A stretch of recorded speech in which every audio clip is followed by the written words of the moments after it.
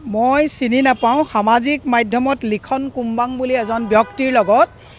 এটা কথোপকথন হৈছে ইজন ব্যক্তিক আমাৰ মাননীয় সভাপতি ভূপেন বৰা ডাঙৰীয়াৰ ঘনিষ্ঠ বুলি তাত অডিঅ'টো উঠাইছে কথাটো কিমান সঁচা কিমান মিছা এই কথাটো পিছলৈ যাব কিন্তু মোক ৰাজনৈতিকভাৱে জনমানসত হেয় কৰিবৰ কাৰণে লিখন কুম্বাং নামৰ যিজন ব্যক্তি তেওঁক মই আপোনাক ফটোত দেখাইছোঁ তেখেতে কথা পাতিছে যে ভূপেন বৰা ডাঙৰীয়াই কয়লা সিন্ডিকেটৰ এটা মোটা অংশ বিচাৰিছে ইজনে কৈছে যে ব্যৱসায় বেয়া গতিকে মাজে মাজে মীৰা বৰঠাকুৰকো মানে কিবা পইচা দি থাকিব লাগে ব্যক্তিগত প্ৰগ্ৰামতো দিব লাগে এনেকুৱা কিছুমান কথা মই শুনিবলৈ পাইছোঁ অডিঅ'টোত এইটো গোকাত মিছা কথা মোক ৰাজনৈতিকভাৱে মেলাইন কৰিবৰ কাৰণে এইটো তৃতীয় পক্ষৰ ষড়যন্ত্ৰ হ'ব পাৰে মই তেখেতৰ ওপৰত এটা কেছ ৰেজিষ্টাৰ কৰিছোঁ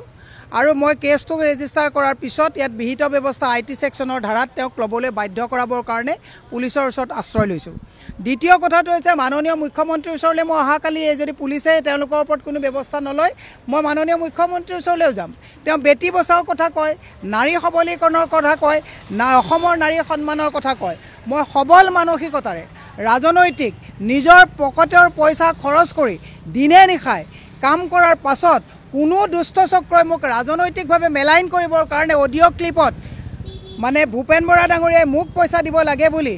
যদি কিবা তেনেকুৱা ধৰণৰ কথা কয় ভূপেন বৰা ডাঙৰীয়াৰ মোৰ বিশ্বাস কেতিয়াও ভূপেন বৰা ডাঙৰীয়াই মোক পইচা দিব লাগে কাৰণে পইচা বিচাৰিব এই কথাটো মোৰ কেতিয়াও বিশ্বাস নহয় কিন্তু হ'লেও যিহেতুকে মিছাকৈ হওক এটা অডিঅ' ক্লিপিং ভাইৰেল হৈছে মই এই কথাটো যাতে ৰাইজে বুজাত ভুল নহয় যে এইটো মোক ৰাজনৈতিকভাৱে নিষেধ কৰাৰ কোনোবা তৃতীয় চক্ৰৰ মানে পৰিকল্পনা হ'ব পাৰে কিন্তু মই এটা ক্লিয়াৰিটি ৰাখি পেলাই কৈছোঁ যে এইটো কেতিয়াও হ'ব নোৱাৰে মীৰা বৰঠাকুৰক ৰাইজে বুজি পায় কিন্তু যেতিয়ালৈকে এই লিখন কুম্বাং বোলাজনক আইনগতভাৱে আইটি সেকশনৰ ধাৰাত কৰায়ত্ব নকৰিব মই নাজানো ছ'চিয়েল মিডিয়াত আজি চাইছোঁ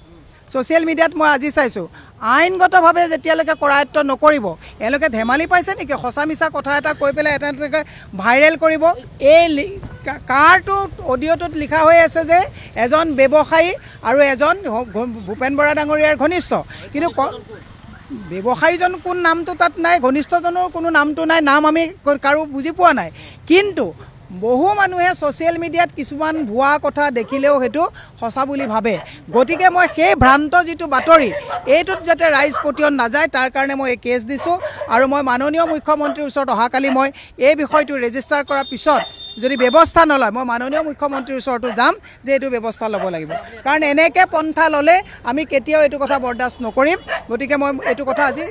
কেছ দিছোঁ যিটো অডিঅ'ত মোৰ নাম আছে সেইটোতো বাদেই দিয়ক কংগ্ৰেছত জইন কৰাৰ পাছৰ পৰা ইলেকশ্যন নিৰ্বাচনী খৰচৰ বাহিৰে কোনো পইচা মীৰা বৰঠাকুৰৰ হাতলৈ নাযায় মীৰা বৰঠাকুৰে নিজা ব্যৱস্থাৰে নিজৰ পকেটৰ পইচাৰে অহোপুৰুষাৰ্থ কষ্ট কৰি দিনটো মই ফিল্ডত থাকোঁ এনেকুৱা কোনো অসমত কোনো মানুহৰ জন্ম হোৱা নাই যি মোক কয়লা নালাগে এনেও আহি পেলাই বোলে কিবা টিকেট বা